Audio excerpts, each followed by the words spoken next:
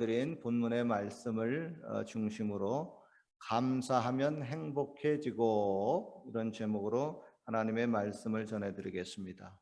유대인의 교훈집인 탈무드에 보면은 이런 글이 있습니다. 세상에서 가장 행복한 사람은 감사하는 사람이다. 할렐루야. 참 좋은 말이죠. 많은 사람들이 이에 동의를 합니다. 그런데 혹시 목사님, 세상에서 가장 행복한 사람은 솔직히 말해서 돈 많은 사람입니다. 부자입니다. 아니에요, 목사님. 돈 있으면 뭐합니까? 일단 사람은 태어나면 좀 잘생기고 봐야 됩니다. 미남미녀, 얼짱 몸짱, 이 사람이 행복한 사람이 아닐까요? 아니요, 목사님. 세상에서 가장 행복한 사람은 건강한 사람입니다. 아니, 목사님, 그거 가지고 부족한데요. 세상에서 가장 행복한 사람은 좋은 배우자와 결혼해서 자녀를 낳고 알콩달콩 행복하게 가정을 꾸리며 사는 사람입니다. 여러분, 물론 이 말들이 나름대로 다 이유가 있습니다. 그러나 좀 더 하나하나 한번 생각을 해보십시다.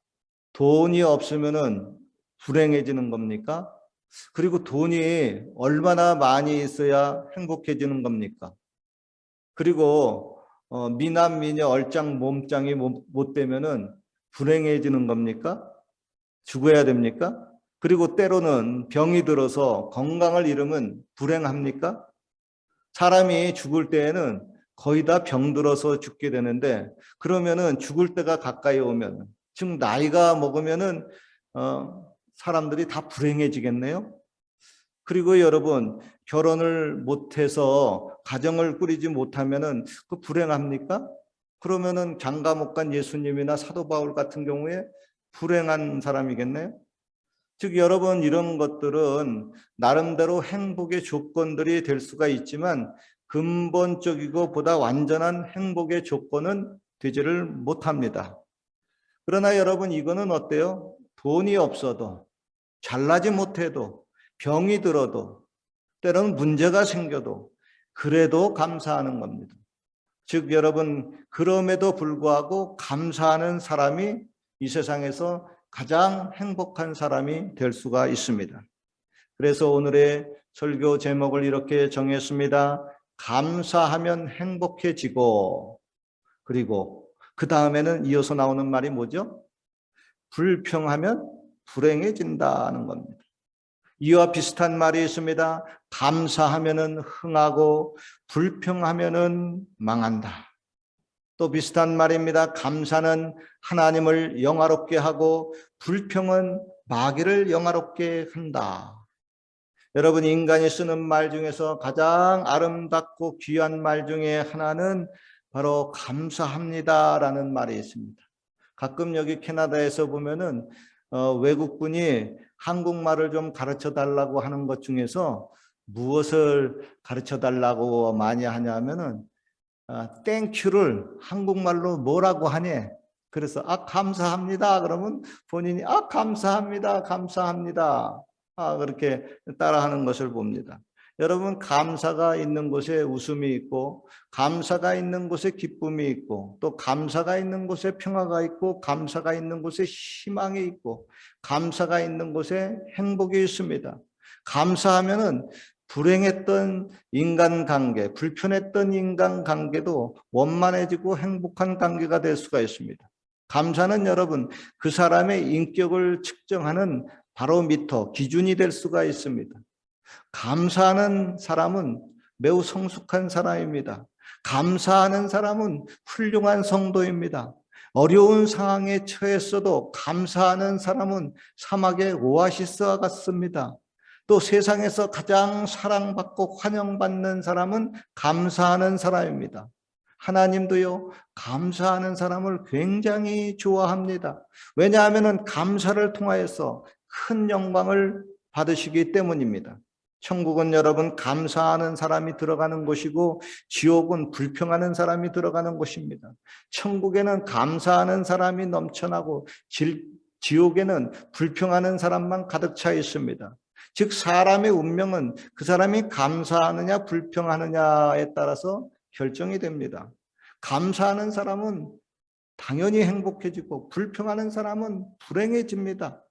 예수님을 믿고 참 좋은 것은 뭐냐면 예수님을 믿기 전보다 참으로 감사하는 말이 많이 나온다고 하는 겁니다. 특별히 성령의 은혜를 충만히 받으면은요, 때도 없이 시도 없이 자꾸 막 감사가 나옵니다.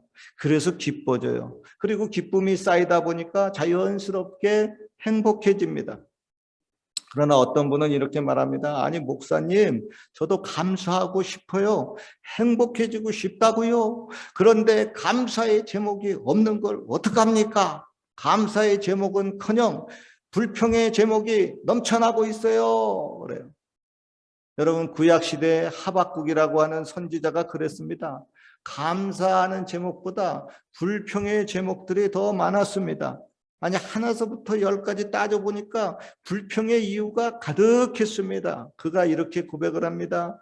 무화과 나무가 무성하지 못하고 포도나무에 열매가 없고 감람나무에 소출이 없고 밭에 먹을 것이 하나도 없고 우리의 양이 없고 외양간에 소가 없으며, 즉 오늘날로 말하면은 먹을 거 다 떨어졌다, 직업을 잃었다, 거지 되었다, 돈 다 떨어졌다고 하는 겁니다. 그러니 당연히 불평이 나오고 낙심이 되고 기쁨을 잃어버리고 행복하고는 거리가 매우 멀어질 수가 있습니다. 그러나 하박국 선지자는 이어서 그 다음에 이렇게 고백을 해요. 그러할지라도 나는 여호와로 말미암아 즐거워하며 나의 구원의 하나님을 인하여 기뻐하리라 그랬습니다. 여러분, 어떤 교인이 매사에 불평을 참 많이 한다는 말을 듣고 아유, 저 성도님 저렇게 불평하다가는 안 되겠다 싶어가지고 목사님이 신방을 갔습니다. 그리고 도대체 무엇 때문에 그렇게 불평을 하느냐 물어보니까 뭐 이런저런 이유를 많이 늘어놓습니다. 그 목사님이 아유, 그 참 불평할 일리가 참 있네요. 그럼에도 불구하고 감사할 것이 있지 않겠습니까? 한번 감사할 제목을 찾아보시지요 하고 권면을 했습니다. 그러자 이분이 목사님이 내 형편과 처지를 참 몰라서 하는 말씀이시지 하고 상당히 섭섭하게 생각을 했습니다. 그러다가 목사님이 가시고 난 다음에 감사할 것을 찾아보라고 했는데 한번 찾아보자 하고 감사할 것을 찾아보니까 그래도 감사할 것이 상당히 많이 있었어요. 그래서 자기가 그동안에 불평한 것을 눈물로 하나님 앞에 회개합니다. 회개하고 그 다음에 그 사람이 달라졌어요. 어떻게 달라졌습니까? 불행한 사람이 행복한 사람으로 바뀌었습니다. 단순히 불평을 감사로 바꿨더니 자기의 인생이 불행에서 행복으로 바꿔진 겁니다. 성도 여러분, 요즘 스스로 불행하다고 느끼는 분이 있습니까? 불평한 것을 회개해 보십시오. 그리고 감사의 제목을 한번 찾아보십시오. 그러면은 나도 모르게 행복한 사람이 되고 맙니다. 조사에 따르면은 한국 사람들은 감사할 줄 모르는 축에 속합니다. 어떻게 하느냐? 나라별 그 행복 지수라고 하는 그 지표가 있는데 한국은 178개 국가 중에서 102위입니다. 그리고 아시아 24개국 가운데에서도 21위입니다. 도대체 한국 사람들 그렇게 행복하지 못한 이유가 뭔가 살펴보니까 삶의 만족도가 상당히 낮습니다. 그래서 기분이 안 좋아요. 사는 것이 만족이 안 된다는 거예요. 짜증이 나요. 그래서 한국 사람들 얼굴이 많이 굳어 있어요. 그런데 한국보다 훨씬 삶의 질이 떨어진 나라 중에서도 행복 지수가 굉장히 높은 나라들이 참 많아요. 저 사람들은 어떻게 한국 사람들보다 그렇게 삶의 질이 떨어지는데 삶의 만족도는 그렇게 높을까? 봤더니 바로 감사의 차이가 거기에서 결정이 되는 겁니다. 여러분, 왜 감사를 못할까? 남과 비교하기 때문에 그렇습니다. 여러분, 드라마에 나오는 그 잘생긴 배우하고 자기 남편하고 아내를 비교하니까 그게 만족이 됩니까? 드라마에 나오는 그 배우 쳐다보고 자기 배우자 얼굴 쳐다보고 이러니까 만족이 안 되는 거예요. 한숨이 나오고 불평이 나옵니다.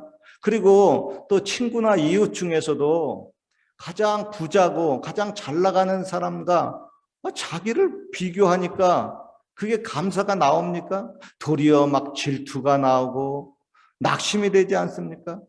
여러분, 왜 그렇게 쓸데없이 비교해서 스스로 낙심이 되고 스스로 불평하고 스스로 불행의 길로 가는 겁니까?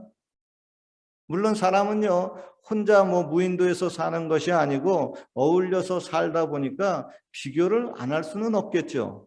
그러나 비교를 해서 불평의 제목들을 찾지 마십시오.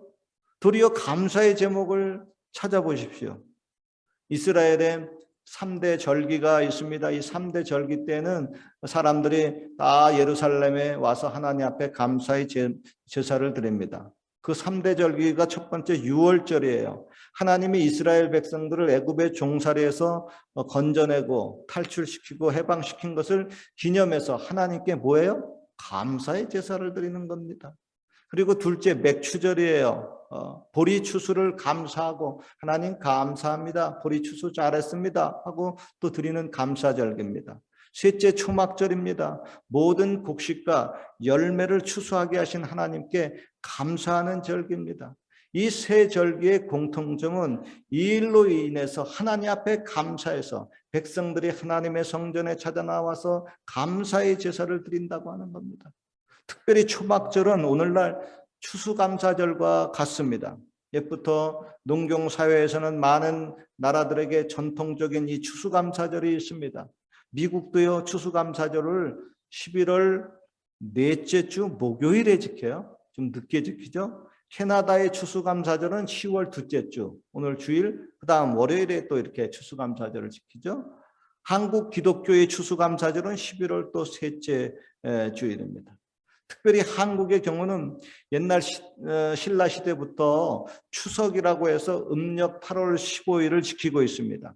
이 추석 역시 추수감사절의 의미입니다. 각 나라마다 날짜는 좀 달라도 그 근본 정신은 바로 감사하는 절기라고 하는 겁니다.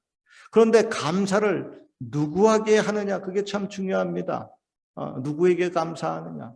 사람들은 해와 달과 별을 바라보며 거기다가 감사제를 지냅니다. 또 어떤 사람은 죽은 조상에게 감사의 제사를 또 드리기도 합니다. 북한에서는 누구에게 감사의 제사를 드릴까요? 위대하신 김일성 수령님, 아바이 수령께 감사하겠죠? 우리 믿는 사람들은 누구에게 감사를 해야 합니까? 하늘과 땅과 만물을 지으시고 복 주시는 하나님께 감사해야 합니다. 성경은 말씀합니다. 감사로 제사를 드리는 자가 나를 영화롭게 하나니 그 행위를 옳게 하는 자에게 내가 하나님의 구원을 보이리라 그랬습니다. 즉 제사, 오늘날 예배의 근본 정신은 감사하는 마음이 되어야 한다고 하는 겁니다. 감사가 빠진 예배는 그야말로 안고 없는 찐빵같이 무의미합니다. 더 나아가서 예배의 근본 정신인 이 감사가 성전에서만 감사하지 말고 가정에서도 일터에서도 학교에서도 또 어느 장소에 가서든지 그곳에서도 감사가 일상생활화 되게 될 때 하나님이 그 사람에게 구원을 베풀어 주신다, 역사해 주신다고 말씀하고 있습니다. 그래서 기적을 많이 체험하는 사람, 하나님의 은혜를 많이 받는 사람은 누구냐? 범사에 매사에 어디서든지 감사하는 사람입니다. 감사하는 사람에게 하나님이 영광을 받으시고 그 사람에게 우와, 너 감사 많이 하는구나. 내가 참 영화롭게 됐다. 너 무엇을 하나 줄까? 해가지고 이렇게 은혜를 베풀어 준다는 겁니다. 또한 성경은 말씀합니다. 감사함으로 그 문에 들어가며 그에게 감사하라. 즉 하나님의 전에 들어올 때 불평하는 자가 들어오지 못한다고 하는 겁니다. 감사하는 자가 들어갈 수 있다고 하는 겁니다. 그리고 하나님의 전에 들어가서 가장 먼저 해야 될 것은 무엇일까? 하나님 감사합니다 하고 감사의 고백을 해야 된다고 하는 겁니다. 결론에 말씀드리겠습니다. 독일의 어느 암센터에서 있었던 일입니다. 어느 환자분이 혀에 암이 생겼습니다. 혀암이라고 하죠. 굉장히 고통스러운 암입니다. 결국 그 암은 수술로 도려내야 합니다. 수술 날짜가 잡혀서 의사가 그분에게 말합니다. 이제 수술을 하게 되면은 앞으로 당신은 영영 말을 못하게 됩니다. 마지막으로 하실 말이 있으면 하시죠. 그러자 환자분이 한참을 생각하더니 이렇게 마지막 말을 했습니다. 주님, 감사합니다. 아무쪼록 여러분, 이와 같이 극한 상황에서 이러한 감사의 고백이 저와 여러분의 고백이 되시기를 주님의 이름으로 축원합니다. 같이 한번 따라해 봅시다. 주님, 감사합니다. 한 번 더 합시다. 주님, 감사합니다. 한 번 더 해봅시다. 주님, 감사합니다.